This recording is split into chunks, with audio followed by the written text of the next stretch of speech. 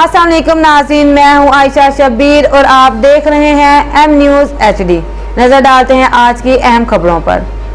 कमालिया से bureau chief Mohammad Afzal Rahmani. वज़ीर आला पंजाब मरियम नवाज शरीफ के विजन के तहत सरकारी स्कूलों में खेलों के मुकाबले जारी।